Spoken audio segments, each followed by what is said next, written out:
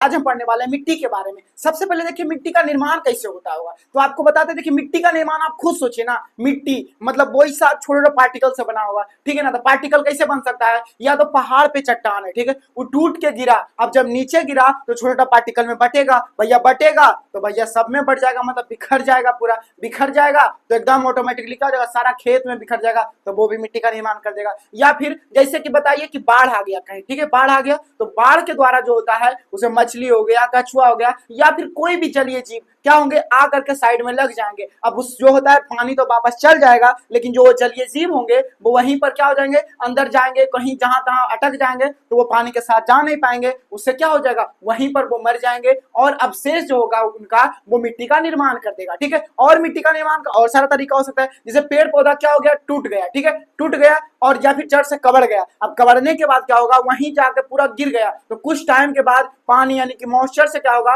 वो सड़ने लगेगा, और सड़ने गलने के बाद वो मिट्टी का निर्माण कर देगा। इसी टाइप से मिट्टी का निर्माण होता है, चट्टान के टूटने से, वनस्पति जो हो गए उनके सड़ने गलने से, या फिर जीवों के अवशेष से, ये सारा चीज होता है वो मिट्टी का निर्माण करता है। मतलब मिट्टी जो है मिश्रण है किसका किसका, भैया पहला खनिज हो सकता है, दूसरा पानी होना चाहिए उसमें, फिर वायु होना चाहिए, एक्सेट्रा एक्सेट्रा चीजों का क्या होता है, वो मिश्रण होता है, ठीक है ना। अब देखिए कैसे निर्माण बना होगा, डायरेक्ट लिखा हुआ है, धराकृत, चट्टान, जलवायु, जैव पदार्थ और खनिज के कण से, यानी छोटे छोटे पार्टिकल से। अब देखिए जो है ना, इसको 6 प्रकार से बांटे हैं, लेकिन पहले दो को बता देते हैं। कौन कौन, पहला है जलोढ़ मिट्टी, जलोढ़ मिट्टी, और दूसरा है काली मिट्टी। अब जलोढ़, जलोढ़ भाई जल जिसको लोड करके लाता है वही तो है जलोढ़।